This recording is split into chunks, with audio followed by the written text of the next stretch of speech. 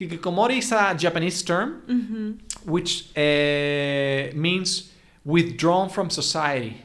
Oh. So apparently it's huge there. The official statistics in Japan say that in Japan there are over 1 million hikikomori. Hikikomori is a person, usually a male, a young male, usually between 18 and 40, something like that, that decides willingly not only to not leave their home, but to not leave their room for years. Oh. Could happen for months, but at least to be considered hikikomori, they need to spend at least 6 months without leaving their room. But they don't leave their room for years. Obviously, they live with their parents, and they bring, they have an arrangement or agreement where they bring them food. They leave the food on outside their room, so they pick it up. Mm-hmm.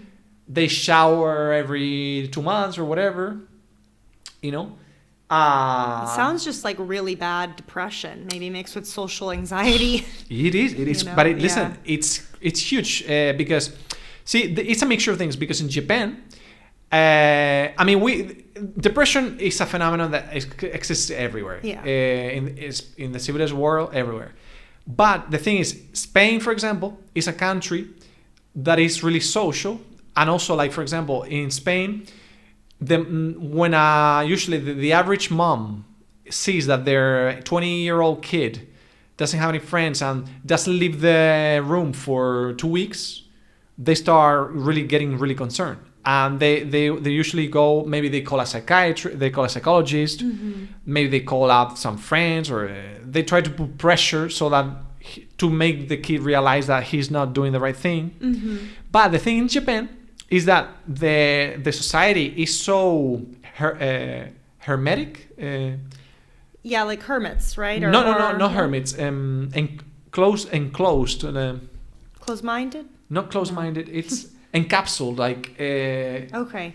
Like closed. They don't like a bubble. Like a bubble, yeah. Because with Japanese families is that they don't like people knowing what's going on, the bad things that are going on inside their household. Very private. Yeah, they're really private. Yeah.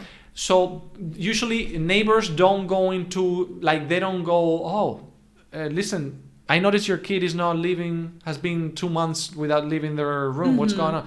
They don't go, it doesn't work like that. It's like, listen, this is my household. I handle it like this. And also they feel shame because they say that if they call a psychologist, they would blame them, the mom or the father, usually the mom,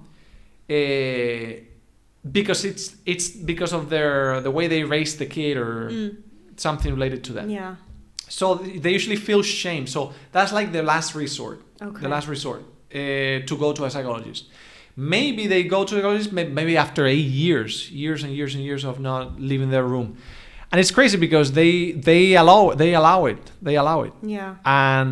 And there are cases, and there have been cases of hikikomori that have been that actually, this is crazy stuff because they only found out about their situation after their parents died because he couldn't pay the bills or anything, so police had to come in or check or something.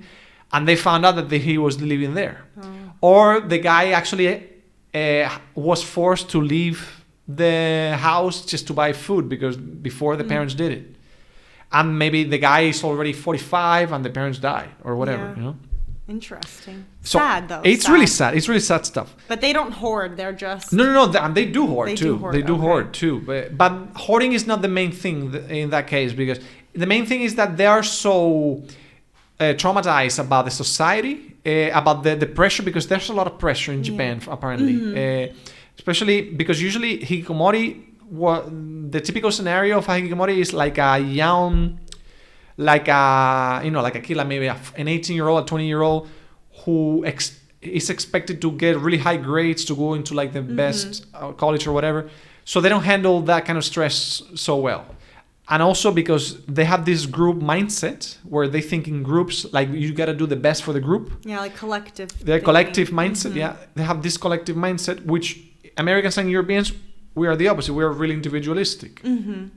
And it's like, and it's not even a bad thing. It's something that has been accepted as it's cultural. It's a cultural thing. It's you gotta look out for yourself. No, you gotta look out for what's best for you and for your family and for the people that you care. But Japanese apparently they're not like that. They gotta do what's best. So if you need to get these grades, you need to do that. It doesn't matter if you get sick, if you get whatever. And some people they can cope with that. They can cope with that. So they give in to the pressure. I don't know if it's changed lately, but I know that Japan used to have one of the highest like rates of suicide of child suicide, which is like. And Sweden. Really? And Norwegian countries, Finland, Sweden, Norway, and all those kind of the 4 Scandinavian countries, and Japan are top suicides. Yeah. They say it's a mixture of things because it's the cold weather. In the case of Scandinavian countries, also the loneliness, because isolation. Because when it's so cold, you don't go out as much. It's logical. You don't go out as much. I understand, because in the winter, you don't feel like going out. People get drunk at home, or people. I don't know. It's just they don't socialize as much, which you could, because you could do stuff indoors. Yeah. But still, they go to bed really early. Also, that's something because. Personally, I don't think that's a problem, but going to bed early. I love to go to bed early and get up early. Right. And I know it's very anti-Spanish. Eso es como también una diferencia muy grande, ¿verdad? Entre el español y el americano, ¿verdad? El horario, ¿no? Eso es como se dice early bird y night owl, ¿no? Night owl, yeah. Night owl and early bird, ¿no? Se dice, ¿no? Pero también creo que hay una diferencia porque aquí, por lo menos yo solo viví en Murcia y en Málaga, ¿no? Pero el sol sube muy tarde. Y es no sé si lo sabes, pero lo que me dijeron a mí un profesor de historia era que pasó porque cuando estaba Franco cambió la hora de España para estar con el horario de Alemania, para que podían coordinar, y nunca lo volvieron atrás. Realmente debería tener la hora de Londres. El sol debería salir 1 hora antes y bajar 1 hora antes. Por eso tenés los veranos tan absurdamente largas. Claro. Que el día a las 10 de la noche eso no es normal en ninguna parte del mundo.